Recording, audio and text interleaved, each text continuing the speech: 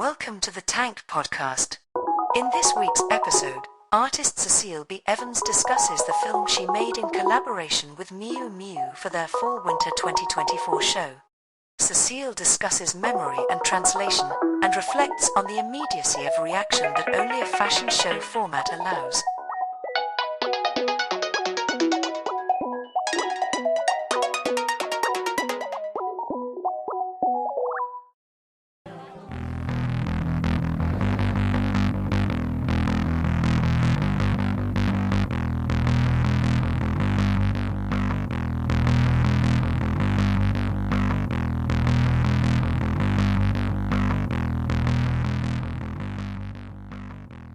I mean, it's a fashion show. It's not an exhibition.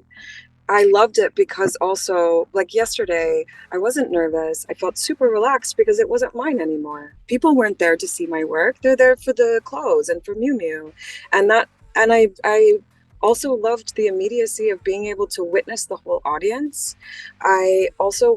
I'm very into broad audiences. I didn't grow up with art. I didn't train as an artist. You know, broad public is my brain. Like, my references are, anywhere from Tarkovsky to reality TV. A fashion show is also, it's people's work. Journalists need to be present. You need to have this many bodies in the room, this many front row seats so that people can have the right views, the photographers stand. But I appreciated the transparency and the directness of that. Of being like, okay, I know exactly who the audience is right now. You're just telling me. We're not pretending. There's no dissonance between who I'm being told is invited and who is actually being invited.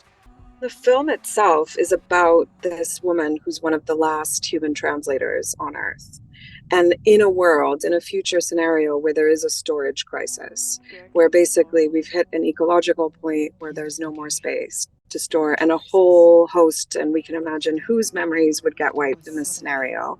And her role, we imagined, is that she works in this former parliament that has been repurposed as a storage center for people's memories.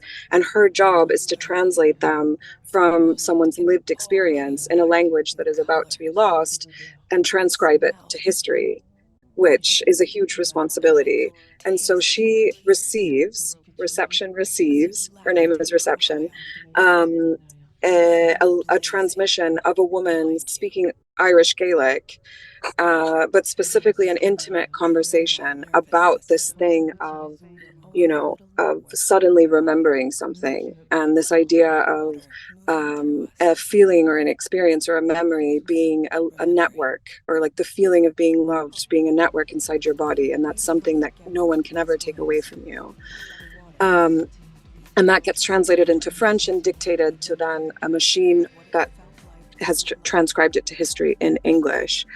And one thing that was really important to me within that is at the very beginning of this project, I was having a conversation with my incredible general practitioner in France. Thank you, France, for healthcare.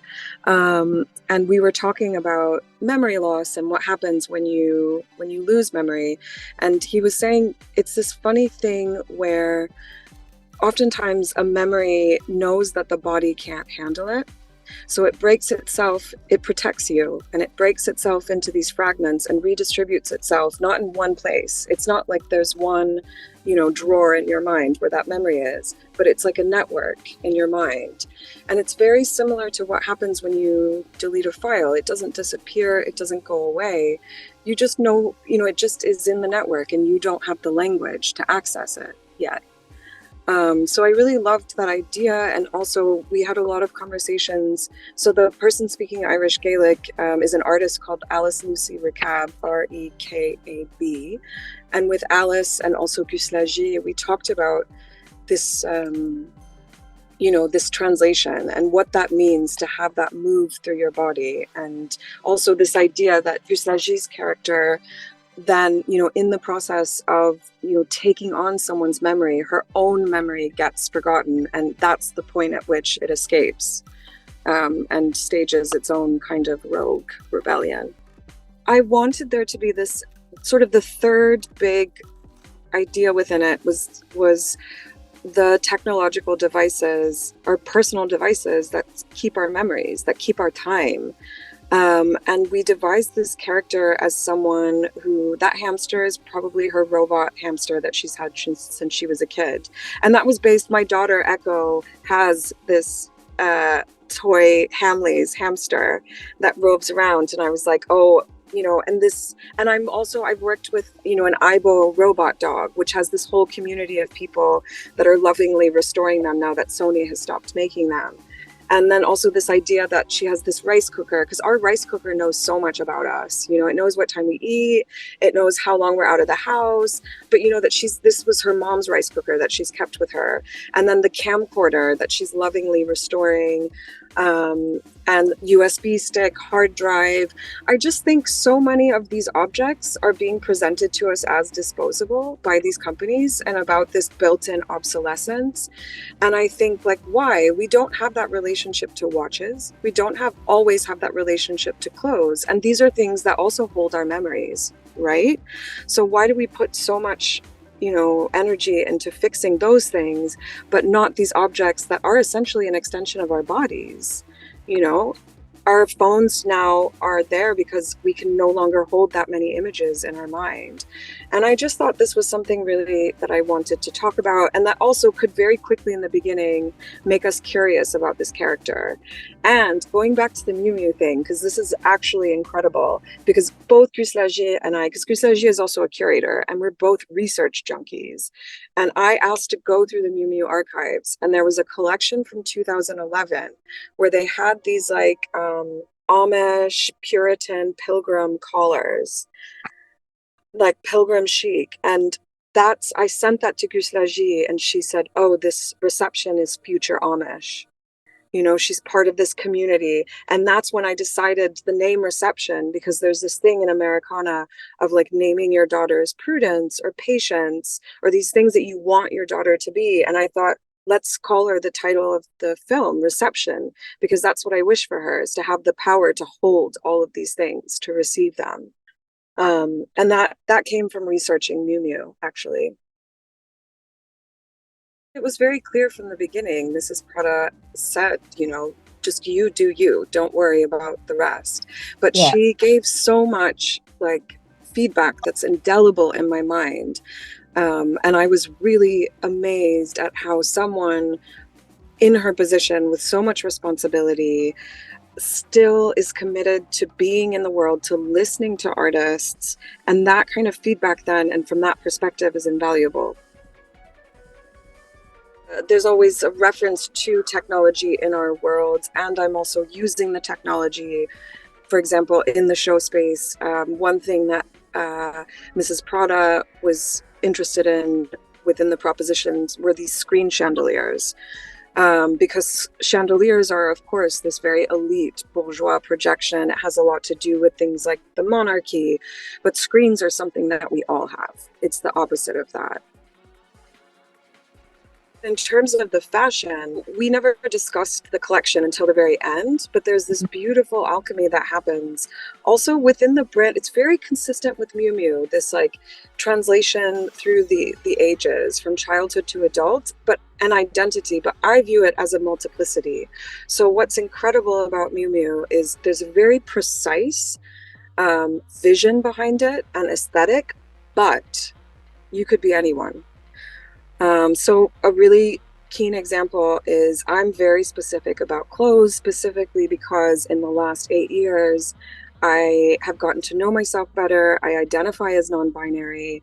That is a very long journey, and clothes have become a way to kind of give confidence, to trust that my identity is a physical, real thing, but with the clothes, which are already established to be this physical, real thing. And what I love about this collection, and is consistent with Miu Miu, is just the multiplicity. Is you can be young, you can be old, you can be a man, you can be a woman, you can be non-binary, you can be trans. You saw this in the casting, but also you don't ever have to be just one of those things. I think this is really radical and very unique. I think there are very few other brands that are doing it in this way, and also maintaining the vision of the creator. Miu Miu was a brand that was created as an experiment, as a place to experiment. And it's not for nothing that Mrs. Prada has consistently invited artists to participate in projects through the show, but also things like Miu Miu Tales. And so you see it in the clothes and you see it in the collaborations. And honestly, this is one of my favorite experiences, because to be able to be working at this level, you would think, oh, I have to compromise. But I genuinely felt like I could experiment. And I got to work with the most incredible people, like Guslagie Malanda, who's a formidable actress, Jojo Lamb, who's an incredible cinematographer. The music was Asmara Marouf and Daniel Pineda, who used to do Nguzu Nguzu, which defined the 2010s for me, their music. Joseph Shiano de Lombo, and also Christelle Oyiri, Crystal Ness, who, like, both Joseph and Crystal are just compositionally geniuses. But to be working at that level with those minds and always feel like I was in a lab, like I was experimenting, was really, really special. To hear more podcasts from Tank, you can subscribe on all major podcast platforms or follow us on SoundCloud. The theme music for this podcast is by Himera.